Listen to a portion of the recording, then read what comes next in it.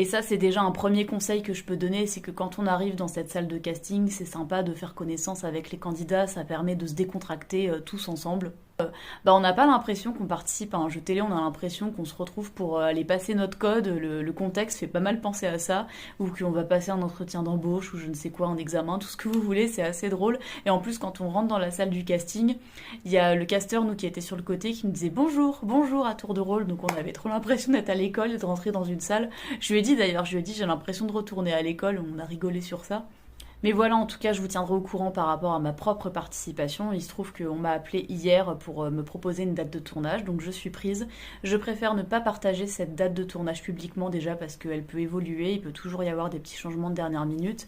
Puis je sais même pas si j'ai le droit en fait. Mais je vous invite à suivre mes aventures. Et puis au passage, si à tout hasard il y a des candidats qui ont passé le casting avec moi et puis qui tombent sur ma vidéo, qui n'ont toujours pas de nouvelles par rapport au jeu, ne désespérez pas, hein, rappelons-le, rappelons que la production a 3 mois pour vous rappeler, pour vous annoncer si vous êtes pris ou pas. Moi je croise les doigts avec vous. Il y a 2 dernières choses que je voudrais ajouter ici au montage. La première, c'est que je ne sais pas du tout comment va se passer le tournage. Je ne sais pas du tout si à la télé je ferai une petite démo d'opéra, d'imitation ou quoi. Je n'en sais absolument rien.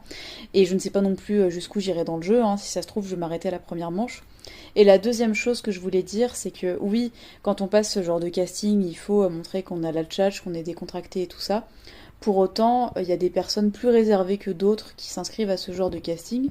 Et pour ma part, j'en ai pas forcément l'air comme ça, mais à l'origine, moi je suis quelqu'un d'extrêmement timide et introverti.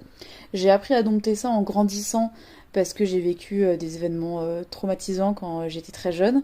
Et ça m'a appris à comprendre que dans la vie, il fallait que j'arrive à aller au-delà de cette peur, que l'échange humain était plus important que mes peurs par rapport à ça.